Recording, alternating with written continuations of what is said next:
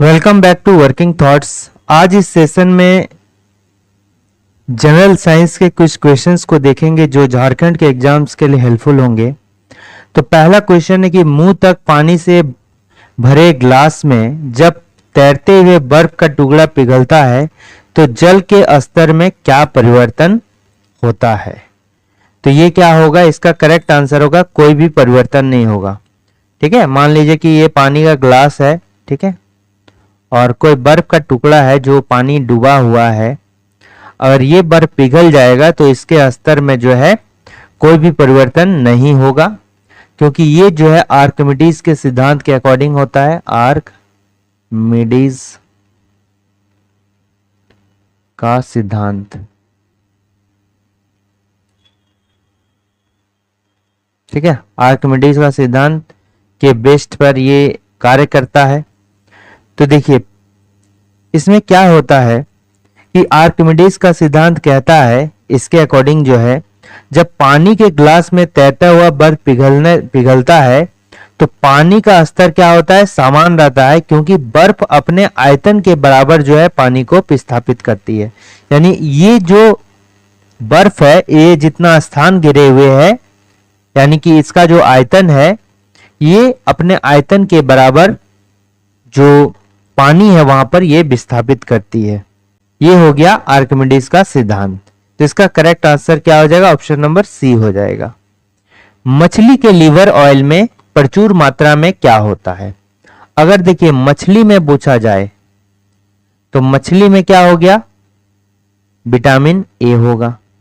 ठीक है, चूंकि विटामिन से शरीर को कोई किसी टाइप का एनर्जी नहीं मिलता है, बट ये कार्य करने के लिए जो है बॉडी को अच्छी तरह से कार्य करने के लिए बहुत इंपॉर्टेंट ये जो है कार्य निभाता है विटामिन।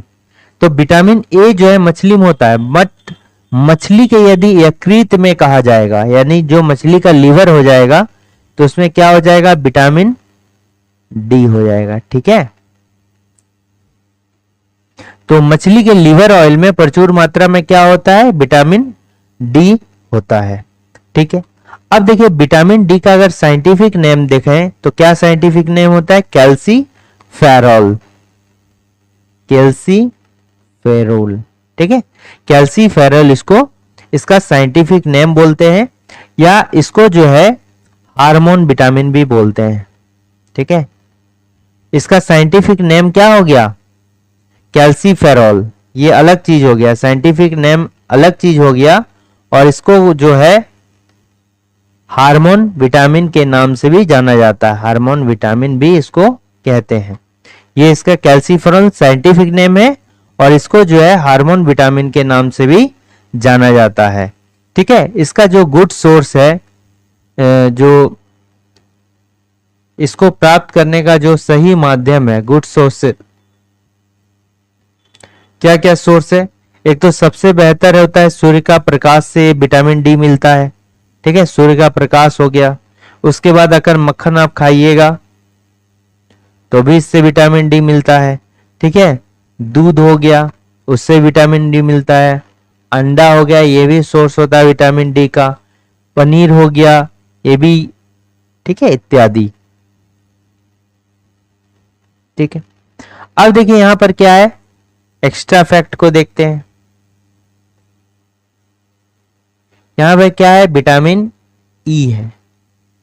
तो विटामिन ई का जो है साइंटिफिक नेम क्या होता है, ठीक है, विटामिन ई का जो साइंटिफिक नेम है ये होता है टोकोफेरॉल।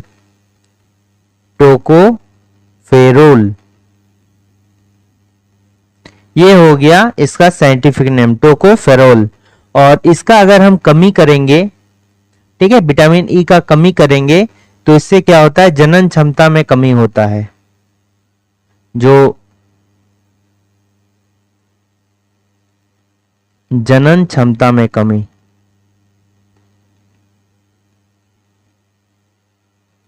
ठीक है, तो इस विटामिन कमी से जनन क्षमता में क्या हो जाती है, कमी हो जाती है। फिर विटामिन ए मान लेते हैं। विटामिन ए को क्या बोलते हैं, इसका साइंटिफिक नेम क्या होता है, विटामिन ए का रेटिनॉल। रेटिनॉल। ठीक है, तो विटामिन ए का साइंटिफिक नेम क्या होता है? रेटिनॉल। और इसकी कमी से क्या हो जाता है? आंख की बीमारी हो जाती है, कम दिखने लगता है, रतौंधी हो जाता है। ठीक है, सूखी से जो है पूरा ड्राई स्किन हो जाता है, सूखी त्वचा हो जाती है, ड्राई स्किन।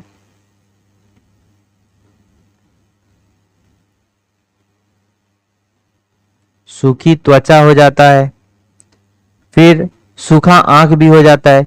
अच्छा, इसकी कमी से क्या होता है? अगर हम कमी करेंगे विटामिन डी का तो क्या हो जाता है? सूखा रोग हो जाता है, यानी कि बच्चे में रिकेट्स हो जाता है।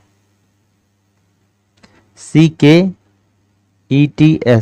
ठीक है, इसको सूखा रोग भी बोलते हैं। ठीक है, और ये ज्यादातर किसमें होता है? बच्चों में होता है। ठीक है, जो वयस्क है उसमें कौन सा रोग होता है इसकी कमी के कारण? ऑस्टे ऑस्टियो मेलासिया। ठीक है, ऑस्टियोमेलासिया जो है ये भी रोग का नाम है, जो कि वयस्क में होता है इसकी कमी के कारण। तो मछली के लीवर में क्या हो गया? विटामिन डी हो गया। निम्नलिखित में से कौन सा रोग जो है मच्छर वाहित जो है नहीं है? मच्छर से जो है कौन सा रोग नहीं फैलता है? डेंगू जो बुखार होता है ये क्या होता है? एक वायरस होता है, यानी कि विषाणु होता है। और ये जो होता है किस मच्छर से फैलता है? एक तो ये एडिस एडिस इजिप्ट एडिस इजिप्टी, फिर क्या हो गया? एडिस एल्बोपिक्स।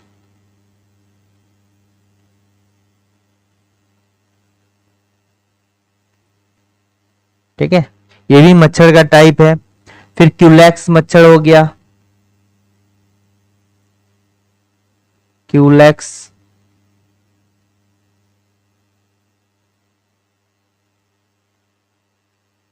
ठीक है, ये क्या हो गया? मच्छरों के प्रकार। तो इन सभी मच्छरों से जो है ये क्या होता है? फैलता है। तो एडिस इजिप्ट हो गया, क्यूलैक्स हो गया। ठीक है, वायरस। और फिर क्या हो गया? फैलेरिया फैलेरेसिस। ये जो होता है क्या हो गया? प्रोटोजोआ।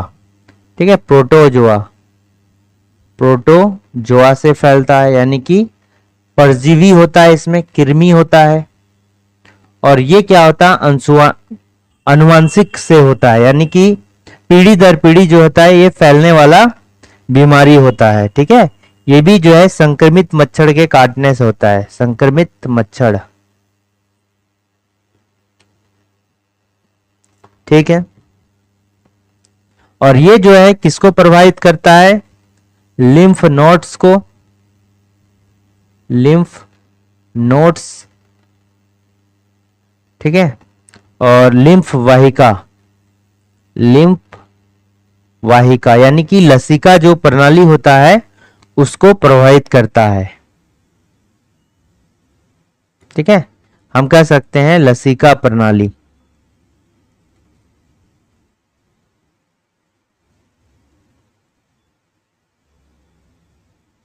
लसिका प्रणाली जो होता है इससे क्या होती है? प्रभावित होता है। फिर क्या हो गया? मलेरिया हो गया। तो मलेरिया भी प्रोटोजोआ हो गया, यानी कि परजीवी हो गया, ये भी परजीवी से फैलता है, प्रोटोजोआ। ठीक है, और इस परजीवी का नाम है प्लाज्मोडियम, प्लाज्मोडियम।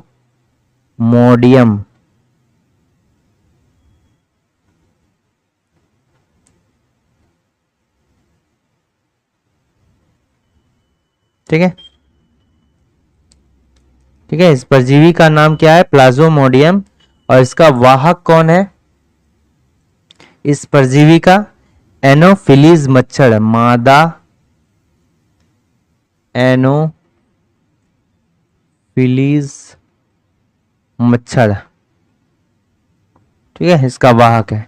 और कौन सा नहीं फैलता है ये मच्छर से? टाइफाइड नहीं फैलता है। ठीक है, टाइफाइड नहीं फैलता है। टाइफाइड में इसका क्या होता है? ठीक है, तो टाइफाइड जो होता है ये बैक्टीरिया से होता है, जीवाणु।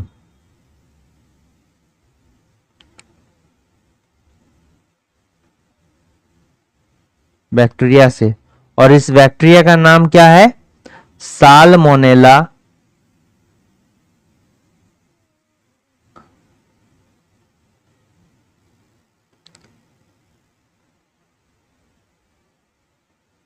Salmonella typhi. ठीक है, इस बैक्टीरिया का नाम है साल्मोनेला टाइफी। इसमें क्या क्या होता है? आंत को ये प्रभावित होता है, आंत ज्वर। इसमें बुखार काफी ज्यादा आता है, सिर दर्द होगा। ठीक है, बुखार हो गया, सिर दर्द हो गया, ये सभी जो है इसके लक्षण है। तो कौन सा नहीं फैलता है? टाइफाइड नहीं फैलता है।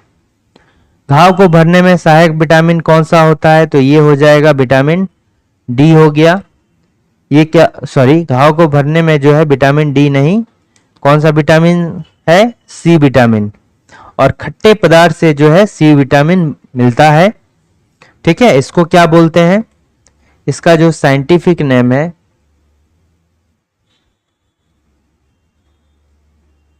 ठीक है, तो साइंटिफिक नेम क्या है? Ascorbic acid. एस्कॉर्बिक एसिड इसका क्या है? साइंटिफिक नेम है।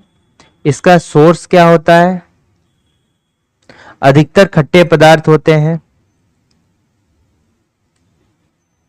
खट्टे पदार्थ जैसे क्या हो गया? लेमन हो गया, यानी कि नींबू हो गया। संतरा हो गया, नींबू हो गया, संतरा हो गया। फिर क्या हो गया? मौसमी हो गया। इसके अलावा क्या हो गया? टमाटर में भी होता है। ठीक है, टमाटर में होता है, हरी मिर्च में होता है। लेकिन अधिकतर जो होते हैं क्या होते हैं? खट्टे पदार्थ में होता है। ठीक।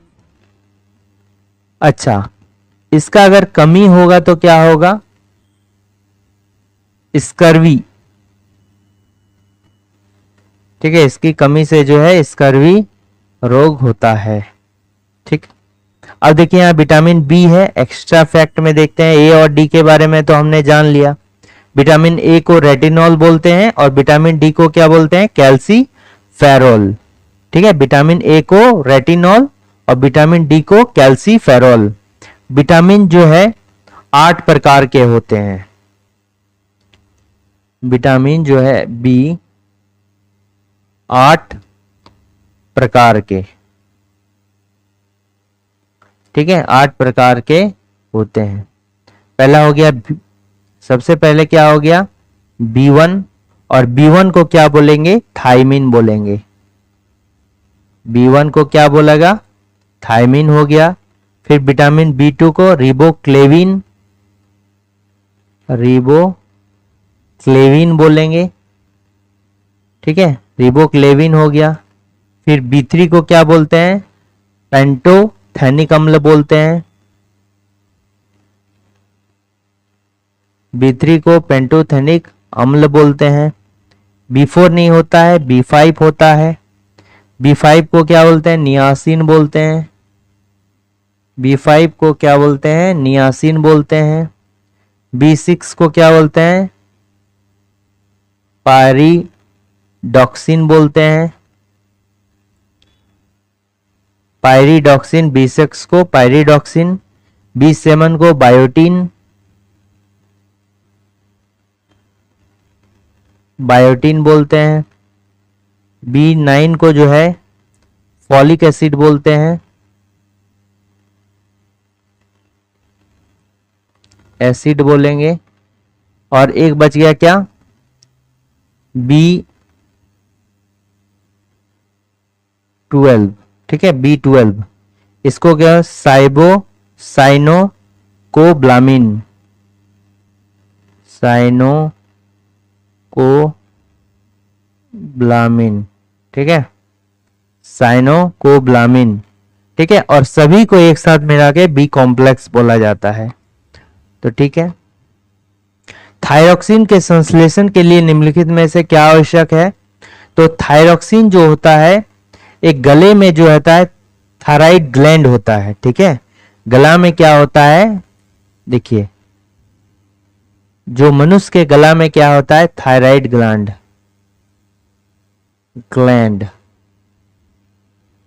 ठीक है, यानी कि थायराइड ग्रंथि। ठीक है, राइट ग्रंथि होता है, ये जो है थायरॉक्सिन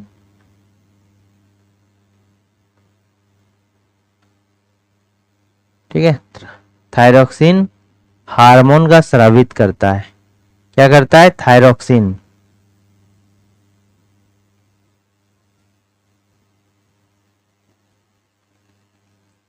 ठीक है, तो ये क्या करता है कि थायरॉक्सिन जो होता है हार्मोन को स्रावित करता है। और थायरॉक्सिन जो होता है इसका संश्लेषण जो होता है ये किसके कारण होता है? आयोडीन जरूरी होता है। इसके संश्लेषण के लिए जो होता है, थायरॉक्सिन के संश्लेषण के लिए आयोडीन जरूरी होता है। इसलिए देखिएगा जब थायरॉक्सिन की कमी हो जाती है तो घेंगा रोग जो होता है, यानी कि आयोडीन की कमी से जो होता है घेंगा रोग जो होता है वो हो जाता है। ठीक है, तो अगर हम इसकी कमी से देखेंगे, कमी से कौन कौन बीमारी होता है, तो पहले हो गया जड़ मानवता, इसको बोलते हैं जड़ मानवता। ठीक है, जड़ मानवता इसको बोलते हैं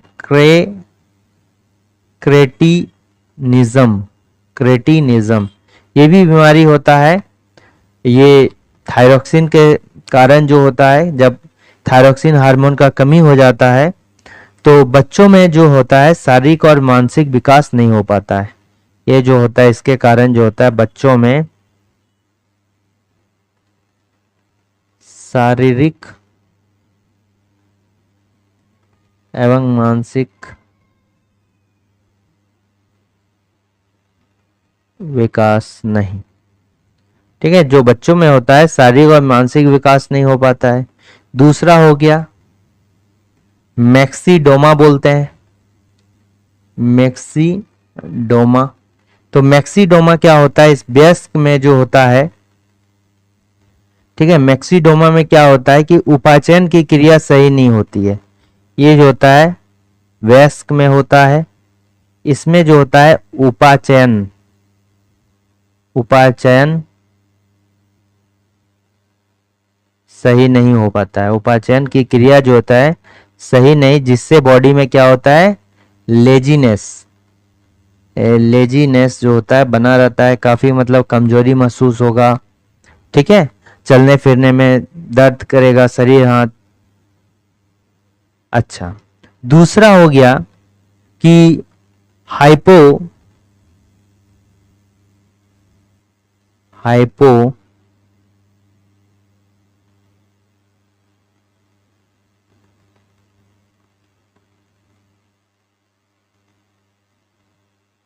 हाइपोथायरोडिज्म। ठीक है, ये भी एक बीमारी होता है। इसमें देखिए बहुत जब थायरॉक्सिन हार्मोन की कमी हो जाएगी तो ये बीमारी होता है, और इसमें क्या होगा कि जनन कार्य जो होता है बाधित हो जाता है। ठीक है, जनन कार्य जो होता है बाधित हो जाता है। जो बच्चे महिलाएं जो हैं, जैसे अगर जिनको ये प्रॉब्लम हो जाएगा, जनन अच्छे बच्चे के जनन नहीं कर पाएंगे। कभी कभी जो होता है इसमें गूंगा और बहरा भी हो जाता है। और इम्पोर्टेंट जो होता है चौथा नंबर ये है घेंगा रोग। ठीक है, तो ये आयोडीन की कमी से होता है, गला में बहुत ज्यादा फूल जाता है, आयोडीन की कमी। तो इसका करेक्ट क्या होगा? आयोडीन। निम्न रोगों में से किस रोग के लिए डीपीटी का टीका प्रयोग किया जाता है? तो डीपीटी का टीका जो होता है ये क्या बोला जाता है? इसमें 3 बीमारी का टीका होता है। ठीक है, देखिए डीपीटी का अर्थ क्या हो गया? डिप्थीरिया,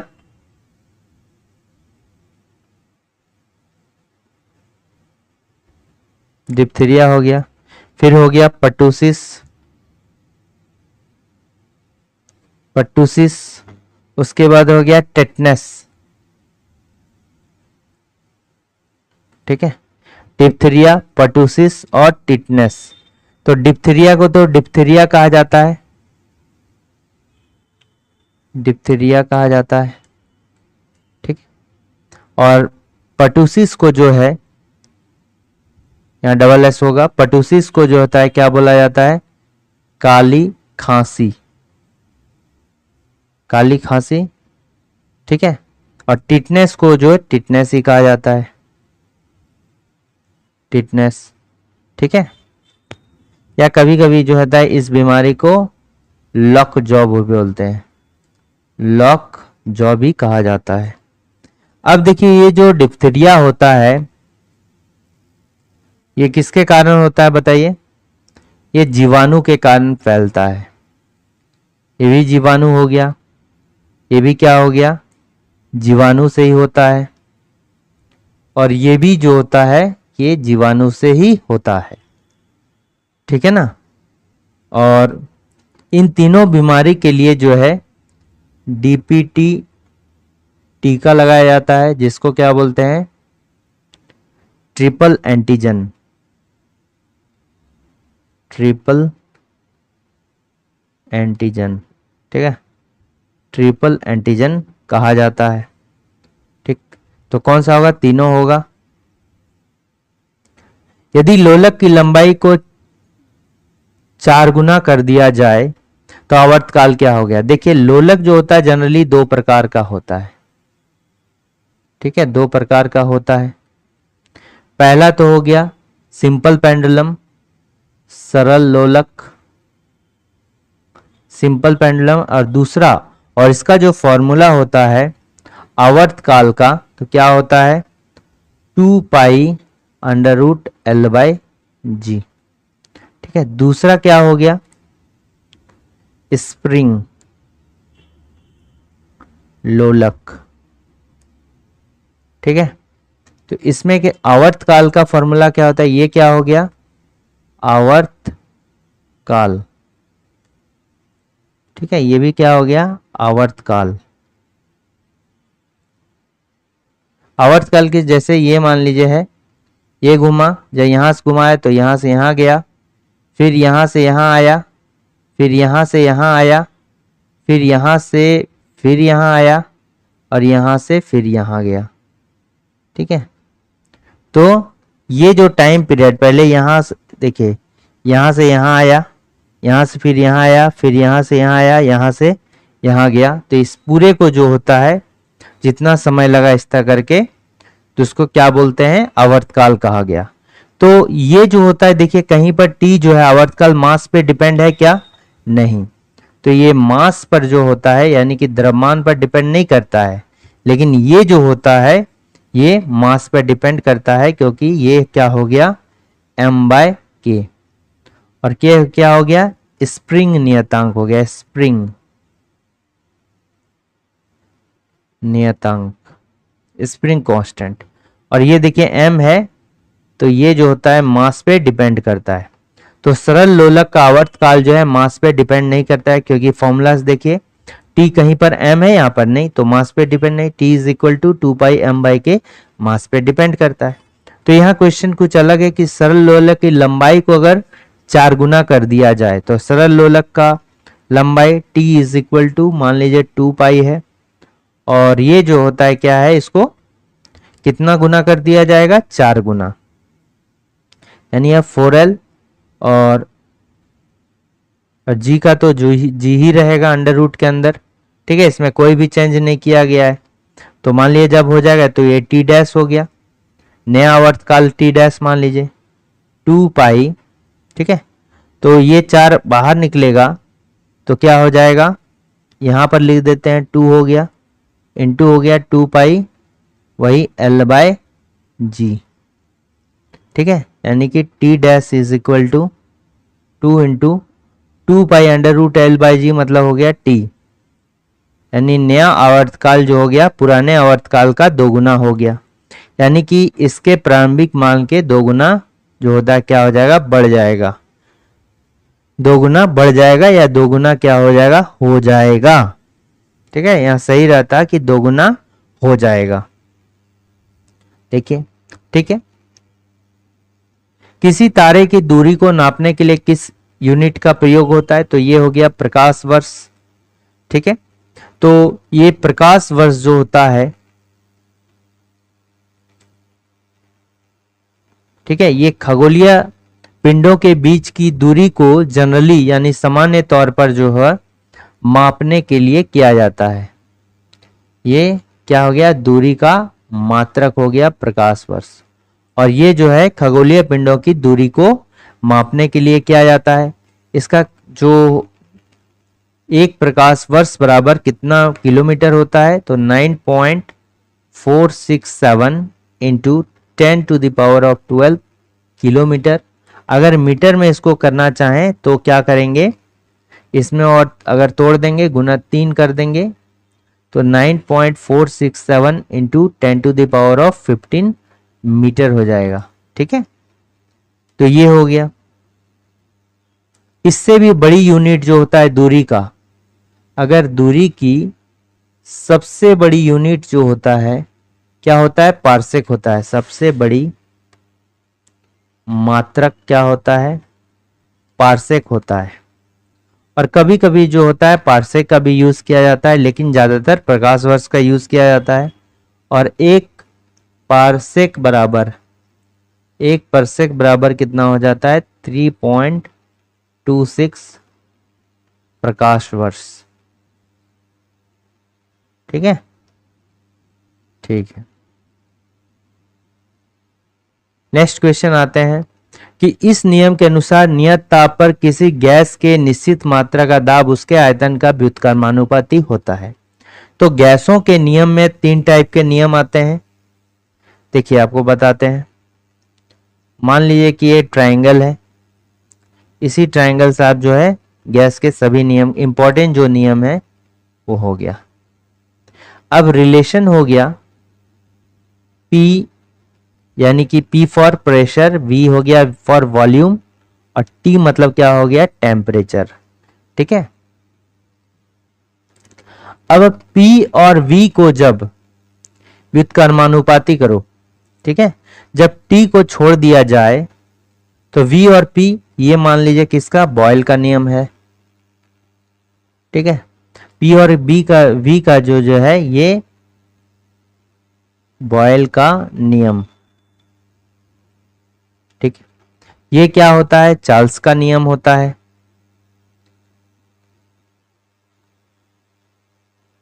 चार्ल्स का नियम होता है। और ये क्या हो गया, गै-लुसैक का नियम।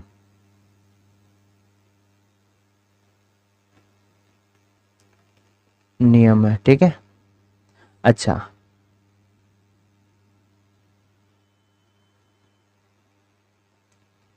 Boyle's law. तो बॉयल के नियम में क्या होता है, देखिए बॉयल के नियम में क्या होता है, P और V के बीच में रिलेशन होता है, तो B is directly proportional to 1/V। ये जो होता है इनवर्सली प्रोपोर्शनल होता है, व्युत्क्रमानुपाती होता है। ठीक है, ये क्या होता है, व्युत्क्रमानुपाती होता है। P is directly proportional to 1/V। ठीक, उसी तरह चार्ल्स का नियम में क्या होगा,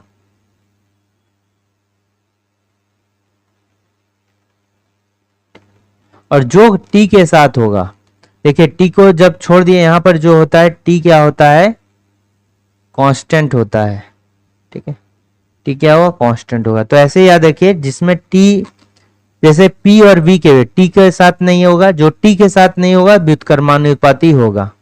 अब T के साथ जो होगा वो सभी अनुक्रमानुपाती होगा। चार्ल्स का नियम B और T के बाद B is directly proportional to T, और इसमें क्या है कि P को जो है कांस्टेंट रखा गया है। ठीक है, उसी तरह जो है गैलुसैक्स का नियम अगर देखेंगे तो गैलुसेक का नियम में क्या है,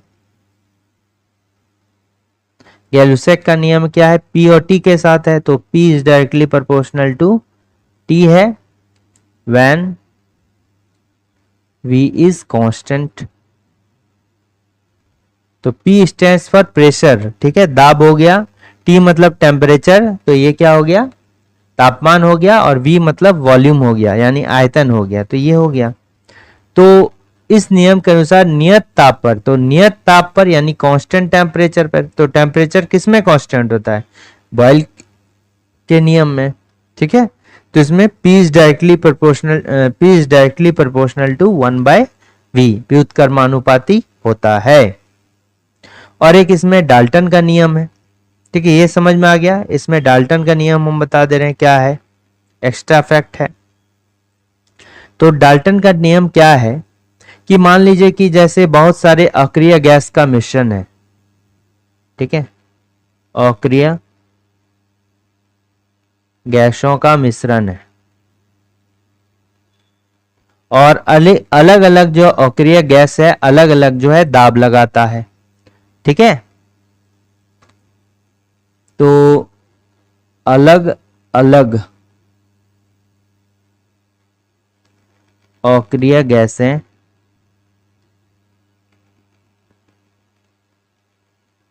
अलग अलग प्रकार का आंशिक दाब लगाता है, लगाता है, ठीक है, लगाता है। तो जो P टोटल होगा, यानी कि जो सभी अक्रिय गैसों के मिश्रण का दाब होगा, वो क्या होगा, अलग अलग अक्रिय गैसों के दाब के बराबर होगा, ठीक है, Pn। ये जो होता है डाल्टन का नियम कहलाता है।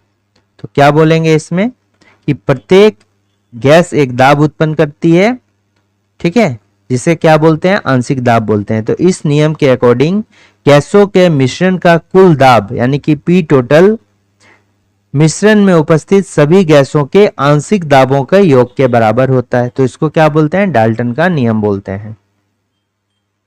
प्रकाश की गति को सबसे पहले किसके द्वारा जो है मापा गया था, तो ये क्या हो जाएगा, रोमर के द्वारा, ओलाउस रोमर के द्वारा ये जो है नापा गया था। और ठीक है, और प्रकाश की गति कितनी होती है,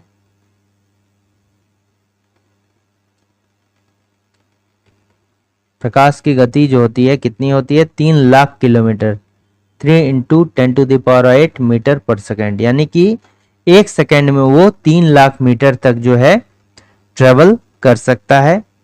और पहली बार इसका पता किसने लगाया था, ओलाउस रोमर ने, कब, 1676 ईस्वी में, ठीक है। और इन्होंने बताया था कि प्रकाश जो है ये क्या है, प्रकाश के बारे में क्या बताया कि लाइट जो है ये क्या है, इलेक्ट्रोमैग्नेटिक वेव है, इलेक्ट्रोमैग्नेटिक वेव है, इलेक्ट्रोमैग्नेटिक क्या है, वेव है, यानी कि विद्युत चुंबकीय तरंग,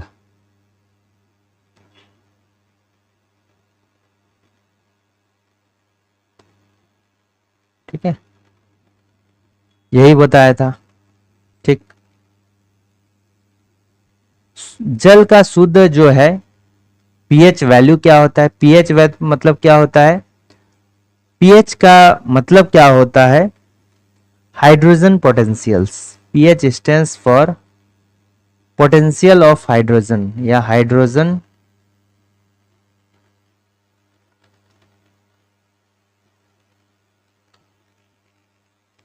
ठीक है, हाइड्रोजन पोटेंशियल्स यानी कि concentration of hydrogen, concentration of hydrogen, ठीक है, यानी कि क्या हो गया, हाइड्रोजन की मात्रा,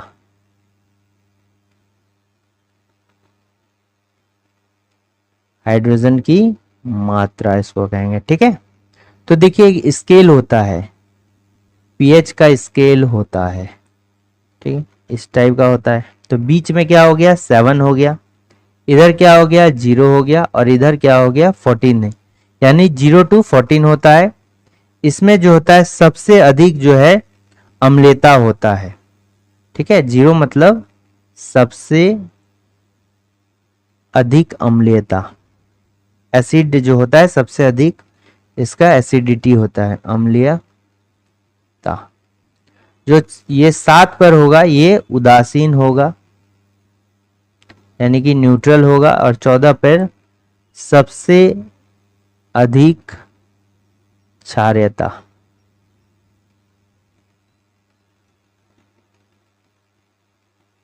ठीक है, तो जल जो होता है ये क्या होता है, उदासीन होता है। जैसे जैसे हम 7 से 0 की बढ़ेंगे अम्लता बढ़ते जाएगा, और 7 से 14 की तरफ बढ़ेंगे तो क्षारीयता जो होता है बढ़ता जाता है। तो जल का शुद्ध, चूंकि ये जल उदासीन होता है तो पीएच वैल्यू कितना होगा, 7 होगा। अब इसका जो होता है खोजकर्ता कौन है पीएच का, ये भी कभी कभी जो है पूछा जाता है। इसका इन्वेंटर कौन है, तो इसका क्या हो जाएगा, सोरेनसन। सोरेनसन, और कब, 1909 ईस्वी में। ठीक है, सोरेनसन। किस प्रक्रिया में किसी ठोस को तरल अवस्था में से गुजरे बिना सीधे गैस में परिवर्तित किया जाता है। तो इसमें भी देखिए, एक तरफ मान लीजिए गैस है, ठीक है, और दूसरे तरफ क्या है, सॉलिड है, यानी क्या हो गया, ठोस हो गया, और तीसरे साइड जो हो गया क्या हो गया, लिक्विड हो गया। ठीक है, लिक्विड मतलब क्या हो गया, द्रव हो गया। अब देखिए, एक तो हो गया सॉलिड से क्या हो गया, गैस हो गया, और हो गया क्या, इससे गैस से हो गया सॉलिड। ठीक है, तो जब सॉलिड से गैस बनता है तो इसको क्या बोलते हैं, जब सॉलिड से गैस बनेगा तो इसको क्या बोलेंगे, ऊर्ध्वपातन बोलेंगे, सब्लिमेशन कहा जाता है, ऊर्ध्वपातन। ठीक है, और इसको इंग्लिश में क्या होते हैं, सब्लिमेशन। इसको क्या बोलेंगे, ऊर्ध्वपातन बोलेंगे, जैसे सॉलिड से गैस में हो गया। ठीक है, अब जब गैस से सॉलिड बन गया तो इसको क्या बोलेंगे, यानी जम गया, डिपोजिशन हो गया।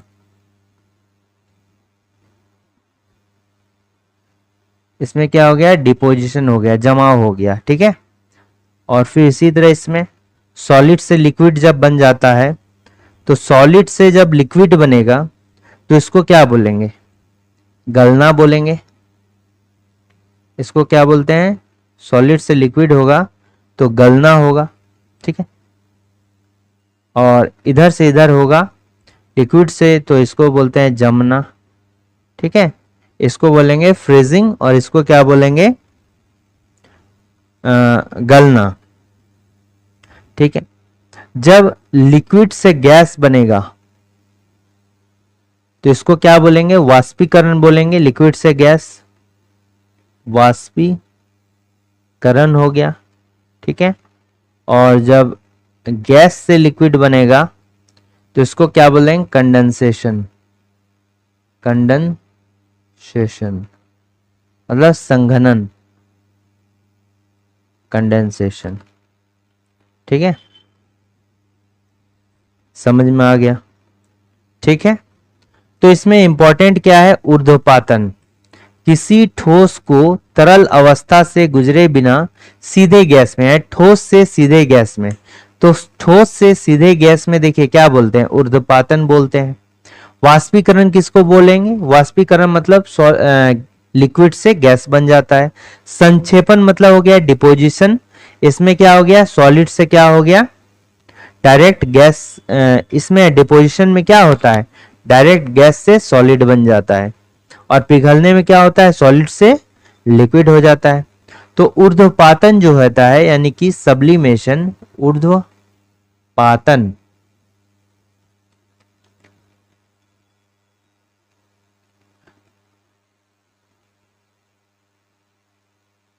ठीक है, तो इसका एग्जाम्पल क्या होता है, सबसे अच्छा एग्जाम्पल क्या होता है, कपूर होता है। ठीक है, कपूर हो गया, फिर क्या हो गया, आयोडीन हो गया, कपूर भी, आयोडीन भी, फिर हो गया क्या, गंधक हो गया, जिसको क्या बोलते हैं, सल्फर बोला जाता है। ठीक है, और इसको नौसादार भी बोलते हैं, नौसादार भी इसी तरह होता है। नौसादार मतलब NH4Cl। ठीक है, अमोनियम क्लोराइड। फिर क्या हो गया, एंथ्रासीन हो गया। एंथ्रासीन भी जो है ऊर्ध्वपातन का एग्जाम्पल है। बेंजोइक अम्ल हो गया, बेंजोइक अम्ल हो गया, ये भी क्या है, ऊर्ध्वपातन का एग्जाम्पल हो गया। नेप्थलीन हो गया, ये भी जो होता है पूछा जाता है, नेप्थेलीन, नेप्थलीन हो गया। ठीक है, और आइडोफॉर्म हो गया, जैसे क्लोरोफॉर्म होता है उसी तरह आइडोफॉर्म हो गया। तो ये सभी जो होते हैं ऊर्ध्वपातन के एग्जाम्पल्स हैं। पादप का कौन सा भाग जो है वाष्पोत्सर्जन की क्रिया में जो है भाग लेता है, क्योंकि ये पादप जो होता है पौधों में ये सभी इंपॉर्टेंट होते हैं। ठीक है, ये जो होते हैं क्या होते हैं, इंपॉर्टेंट होते हैं, और इसमें जो वाष्पोत्सर्जन की क्रिया करती है, और वाष्पोत्सर्जन को क्या बोलते हैं, ट्रांसपिरेशन, ट्रांसपायरेशन, यानी कि हम क्या बोल सकते हैं, श्वसन की क्रिया। ठीक है, श्वसन की क्रिया, और ये जो होता है तो ये कौन करता है, पत्ती करता है। ठीक है, और इसमें जो होते हैं पत्तियों में छोटे छोटे छिद्र होते हैं, छोटे छिद्र होते हैं, इसको बोलते हैं क्या, रंध्र कहा जाता है, रंध्र। ठीक है, स्टोमेटा, स्टो, और इसी के माध्यम से जो होता है पौधा में जो होता है श्वसन, क्या होता है, श्वसन अंग इसको कहा जाता है, पादप का श्वसन अंग।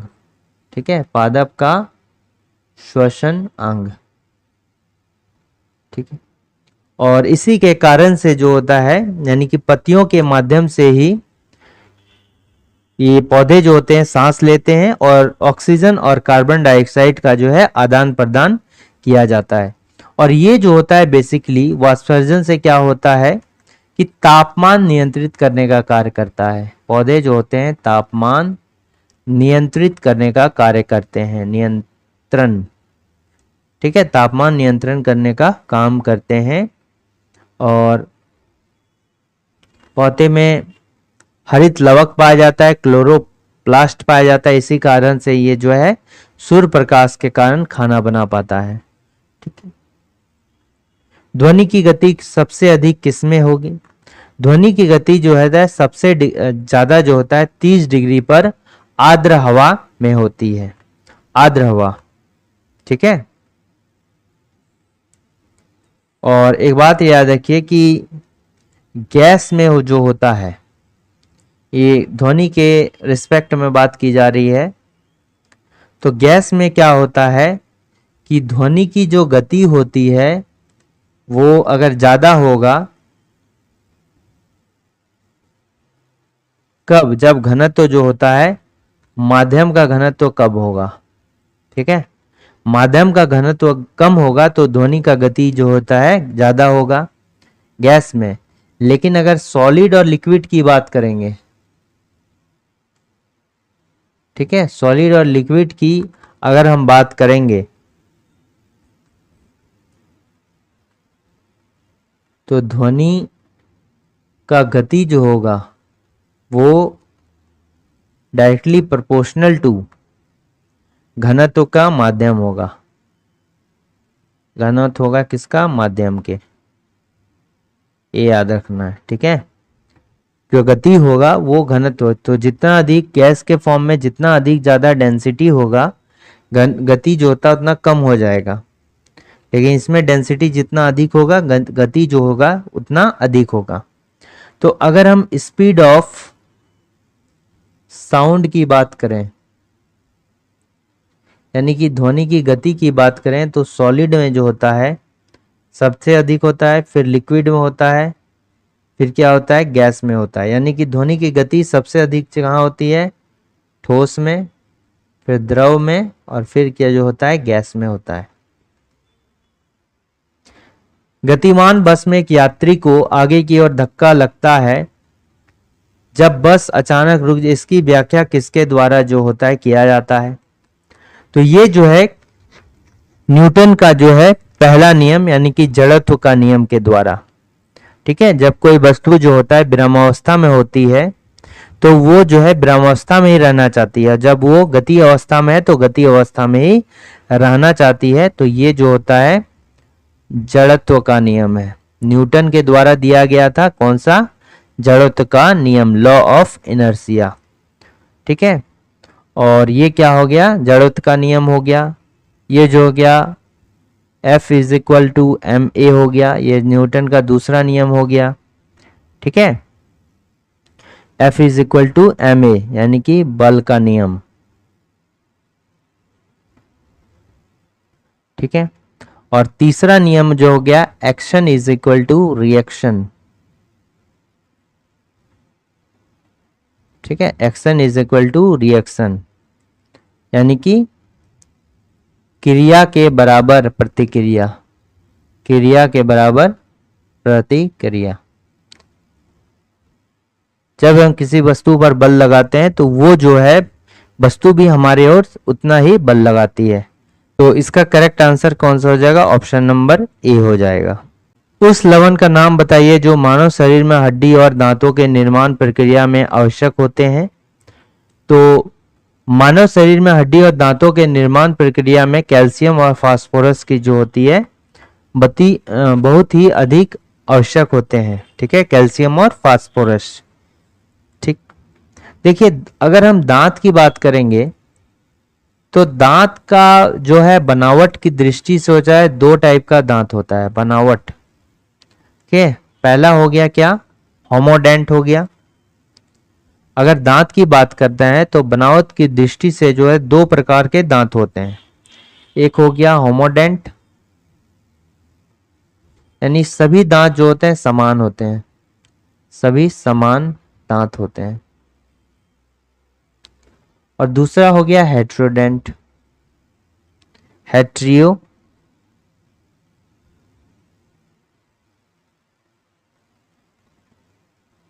हेट्रियोडेंट, अलग अलग प्रकार के दांत होते हैं, अलग अलग प्रकार के दांत होते हैं।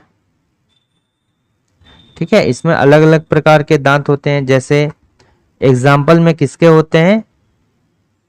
मैमल्स के। ठीक है, फिर मनुष्य का लीजिएगा तो मनुष्य में 4 प्रकार के दांत होते हैं, जो कि हेट्रोडेंट का एग्जाम्पल होता है, स्तनधारी, और इसमें जो है मनुष्य भी आते हैं। ठीक, किसने कहा था कि एक पिंड ब्रह्मावस्था में तब तक रहेगा जब तक कि बाहरी बल उस पर कार्य न करे? ये जो है ये न्यूटन का जो है पहला नियम है। ठीक है, फर्स्ट नियम, इसको क्या बोलते हैं? जड़त्व का नियम, जड़त्व का नियम। ठीक, फिर आइंस्टाइन क्या हो गया? आइंस्टाइन जो है ये E is equal to M C square हो गया। ठीक है, E is equal to M C square, और इसको क्या बोलते हैं? Photoelectric effect, photoelectric effect. प्रकाश वैद्युत प्रभाव, प्रकाश वैद्युत प्रभाव। तो प्रकाश वैद्युत प्रभाव क्या कहलाता है? तो जब किसी बॉडी पे जो है, जब किसी धातु प्रकाश पड़ता है तो इससे जो होता है क्या होता है? इलेक्ट्रॉन्स रिलीज करते हैं। ठीक है, क्या रिलीज करते हैं? इलेक्ट्रॉन्स जो होता है रिलीज करते हैं। तो ये है फोटो इलेक्ट्रिक इफेक्ट। और इसके लिए जो होता है आइंस्टाइन को नोबेल पुरस्कार दिया गया है। कब नोबेल पुरस्कार दिया गया है इसके लिए इसको? 1921 में भौतिकी के फिजिक्स के क्षेत्र में। नील बोर जो होता है ये परमाणु, अगर हम बोलेंगे कि परमाणु की संरचना के लिए जो होता है इसको भी दिया गया है नील्स बोर को। इसको भी क्या दिया गया है? परमाणु संरचना के लिए 1922 का नोबेल। कब? 1922 में दिया गया है। ठीक। निम्न में से किसको मिलाने पर कांच का रंग जो है हरा हो जाता है? देखिए, कांच में जो होता है डिफरेंट का अगर ऑक्साइड मिला देंगे तो अलग अलग प्रकार का जो है रंग देगा। जैसे हरा रंग जो होता है ये क्या होगा? क्रोमियम ऑक्साइड के मिलाने पर। लेकिन कभी कभी क्या होता है कि फेरिक ऑक्साइड अगर मिला देंगे तो भी चश्मा का हरा रंग होता है। चश्मा का यानी कि चश्मा कांच हरा रंग का होता है, फेरिक ऑक्साइड। या फिर क्रोमियम ऑक्साइड। ठीक है, तो ज्यादातर जो होता है क्रोमियम ऑक्साइड ही मिलाता है, इसलिए क्रोमियम ऑक्साइड जो होता है करेक्ट आंसर। फिर क्या हो गया? मैग्नीज ऑक्साइड या फिर मैग्नीज डाइऑक्साइड बोलेंगे तो ये क्या हो जाएगा? लाल रंग होगा, लाल रंग, MgO2। ठीक है, मैग्नीज डाइऑक्साइड, तो इसमें जो होता है लाल रंग होगा। कोबाल्ट ऑक्साइड से क्या होगा? ऑक्साइड, कोबाल्ट ऑक्साइड हो गया। तो कोबाल्ट ऑक्साइड जो होता है कौन कलर देगा? नीला रंग देगा। ठीक है, कोबाल्ट ऑक्साइड जो होगा, कोबाल्ट ये कौन सा कलर? नीला ऑक्साइड, नीला देगा। मैग्नीज देगा लाल। ठीक है, और कैडमियम सल्फेट अगर दिया जाए, कैडमियम सल्फेट कैसा देगा? ये पीला रंग देगा, कैडमियम सल्फेट। तो इससे क्या होगा? कांच का रंग जो होगा पीला होगा। ठीक है, जब डैश में गमन करता है तो पूर्ण आंतरिक प्रवर्तन हो सकता है। देखिए, पूर्ण आंतरिक प्रवर्तन के लिए क्या क्या? पहला फैक्टर होता है कि प्रकाश जो होता है सघन से विरल में जाना चाहिए, सघन से विरल में, यानी कि डेंस से मतलब हल्का माध्यम में जाना चाहिए। हल्का मतलब सघन माध्यम में। ठीक है, सघन से विरल माध्यम में जाना चाहिए। तो जब भी प्रकाश सघन से विरल में जाता है तो जो रिफ्लेक्टेड रे होता है, रिफ्रैक्टेड रे अभिलंब से दूर होता है, अभिलंब से दूर होता है। यानी मान लीजिए कि ये क्या है? सघन है, और ये क्या हो गया? विरल हो गया। जैसे यहां से गए और ये जो हो गया क्या है? अभिलंब है, अभिलंब है। तो जब ऐसे गया तो ये जो होता है हल्का हल्का दूर हो गया। ठीक है, एक मिनट, ये क्या? जैसे ये है,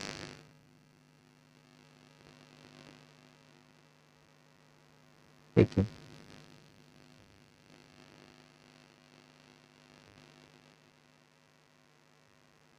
ये है, तो ये जो होता है ऐसे हो जाता है विलंब से दूर। ठीक ठीक। फिर हम क्या करते हैं कि थोड़ा सा आगे से देते हैं। ठीक है, फिर बढ़ाते हैं टी और दूर, थोड़ा इधर करके बढ़ाते हैं तो फिर इधर चला जाता है। इधर से बढ़ाते हैं तो फिर थोड़ा सा ये इधर चला जाता है और दूर होता है। फिर ये जो होता है इस टाइप से ये कोण देते हैं। देखिए, इस टाइप से ये कोण दिया जाता है। इसका भी कलर चेंज करिए तो पता चलेगा। हाँ, इस टाइप से जो होता है ये कोण दिया जाता है, ये कहाँ चला जाता है, इस पे चला जाता है। ठीक है, पूरा इसके पैरेलल चला जाता है। ठीक, और ये जो होता है कितना, 90 डिग्री का कोण हो जाता है। ठीक है, 90 डिग्री का कोण। और ये जो कोण कहलाता है, ये क्या होता है, क्रांतिक कोण कहलाता है। क्रांतिक कोण। ठीक है, क्रिटिकल एंगल। क्रिटिकल एंगल कहलाता है। ये क्या कहलाता है, क्रिटिकल एंगल, क्रांतिक कोण कहलाता है।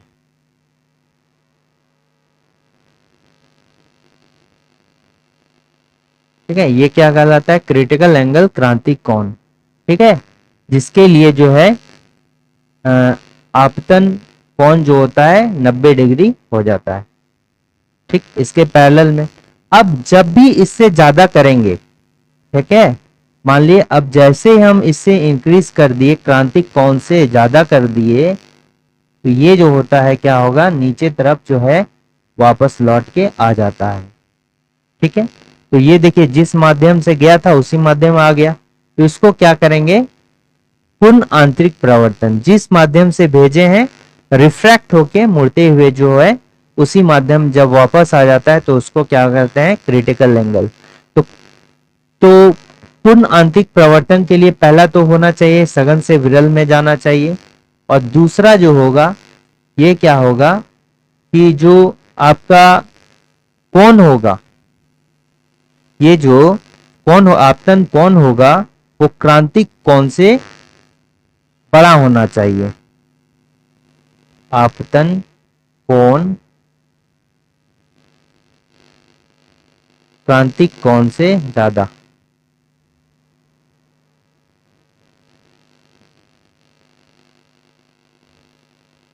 ठीक है, दो केस होता है, तभी ये जो है क्रांतिक कोण में ये बिल्कुल पैरेलल आ जाएगा इसके सरफेस के। जैसे ही क्रांतिक कोण से ज्यादा देंगे तो इसमें आ गया। तो देखिए सबसे पहले सघन से विरल, तो इसमें सघन कौन है, कांच है कि हीरा, हीरा है कि कांच है, इसमें समझ में नहीं आएगा। पानी है कि कांच है, कांच है ज्यादा, यानी ये क्या हो गया, पानी से कांच। ठीक है, पानी से कांच। और ये भी नहीं होगा, और ये हो गया वायु से कांच। तो वायु क्या हो गया, कम है, और इसमें क्या है, कांच है ज्यादा है। ठीक है, कांच जो होता है वायु के रिस्पेक्ट में ज्यादा जो है क्या होगा, सघन होगा। तो इसमें क्या होना चाहिए, सघन से विरल में जाना चाहिए। ठीक है, तो देखिए इसमें करेक्ट आंसर कौन सा होगा, कि पूर्ण आंतरिक प्रवर्तन जो होता है जिसमें हो सकता है। अच्छा, इसके ऑप्शन जो होता है आई थिंक गलत है। इसमें क्या होना चाहिए, जैसे सघन से विरल, तो कांच से अगर पानी में जाएगा, कांच से पानी में, तो ये होगा, कांच से पानी में जाएगा तो होगा, क्योंकि कांच जो होता है पानी के रिस्पेक्ट में ज्यादा सघन होता है, क्योंकि ये जो होता है सॉलिड है और ये क्या है, लिक्विड है। ठीक है, फिर दूसरा क्या, ये भी हो सकता है, इसमें हो सकता है। फिर जो होता है पानी से वायु में, पानी से वायु में जब जाएगा तो भी होगा, क्योंकि ये जो होता है ये लिक्विड है और ये क्या है, गैस है। तो लिक्विड में गैस के रिस्पेक्ट में ज्यादा सघन होते हैं। ठीक है, तो ये कॉन्सेप्ट जो होता है यही है। बेंजीन की खोज किसने की थी, तो बेंजीन की खोज जो है माइकल फैराडे ने किया था। बेंजीन में क्या होता है, जैसे सी हो गया, तो यहां पर क्या हो जाएगा, सिंगल बॉन्ड, फिर डबल बॉन्ड, फिर जो हो जाएगा यहाँ सिंगल बॉन्ड, फिर यहाँ पर डबल बॉन्ड। तो एक कार्बन के साथ 4 हाइड्रोजन, तो 1 2 3 4, यहाँ पर भी 4 हाइड्रोजन, यहाँ पर भी 4 और यहाँ पर भी 4, 1 2 3 4। ठीक है, और क्या हो सकते हैं, इस तरह का हो सकता है। ठीक है, बेंजीन का यही होता है। तो इसका करेक्ट आंसर माइकल फैराडे है। इस क्वेश्चन को देखिएगा तो इस क्वेश्चन का आंसर जो होता है हम कमेंट बॉक्स पे दे देंगे, ठीक है। तो कॉन्सेप्ट आप बस ध्यान रखिए। अगर वीडियो अच्छा लगा तो लाइक शेयर और सब्सक्राइब करना ना भूलें। Thanks for watching working thoughts. अगर वीडियो अच्छा लगा तो लाइक शेयर और सब्सक्राइब करना ना भूलें।